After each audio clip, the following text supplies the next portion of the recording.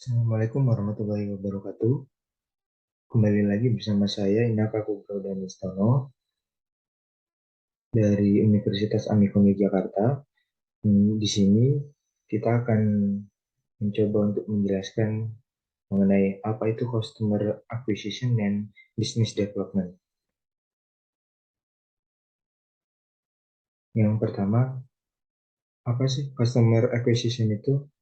Customer acquisition adalah proses dalam perencanaan bisnis untuk mendapatkan pelanggan baru. Nah, inti dari customer acquisition sendiri itu adalah bagaimana suatu perusahaan dapat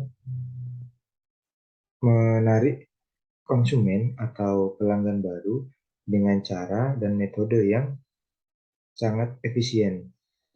Konsep ini juga meliputi usaha bisnis agar lead dan pelanggan bersedia untuk membeli produk atau layanan yang perusahaan berikan.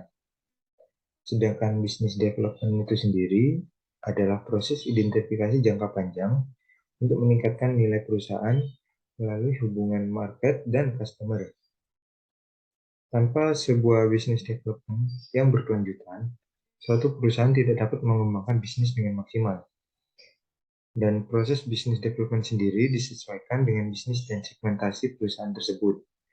Karena bersifat terus-menerus dan jangka panjang, maka dari itu proses dari bisnis development dalam suatu perusahaan sangatlah penting.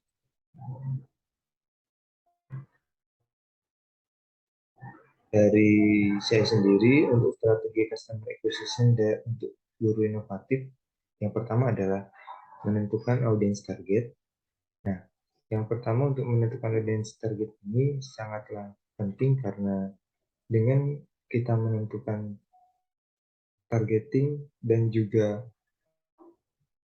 sudah menetapkan audiens sebelumnya, maka dari perusahaan sendiri dapat dengan mudah mengelompokkan mana yang harus disegerakan untuk melakukan marketing.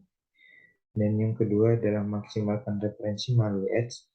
Nah, untuk ads sendiri ini contohnya seperti Google Ads, ada di Facebook juga, ada Instagram, dan juga SEO atau Search Engine Authorization. Terus yang ketiga itu ada penawaran diskon. Nah, untuk penawaran diskon sendiri mungkin bisa seperti saat ada hari-hari besar seperti hari kemerdekaan atau dan lain sebagainya, itu bisa kita berikan diskon. Dan yang keempat ada testimoni pelanggan sebelumnya. Nah, untuk testimoni pelanggan sebelumnya itu kita bisa inputkan referensi dari pelanggan sebelumnya yang memberikan rating kepada kita, dan kita kumpulkan rating-rating tersebut dan ditampilkan di halaman web dari Guru Inovatif sendiri. Dan yang terakhir adalah sosialisasi dengan pihak terkait. Maksud dari sosialisasi ini adalah kita mensosialisasikan guru inovatif kepada mungkin bisa ke sekolah-sekolah dan juga dinas terkait tentang apa sih guru inovatif itu sendiri, apa yang kita lakukan, dan impact apa yang kita berikan kepada guru dan juga customer lainnya. Dalam hal ini guru. Nah, untuk smart strategi untuk guru inovatif sendiri, yang pertama spesifiknya yaitu memperluas jaringan dan mendapatkan customer. Nah, sudah pasti suatu perusahaan akan memperluas jaringan dan mendapatkan customer agar perusahaan dapat berjalan dan mendapatkan revenue dari new customer tersebut. Yang kedua, measurable atau dapat terukur. Nah, pengukuran keberhasilan dari suatu perusahaan didasarkan dari target dan proses yang telah tercapai.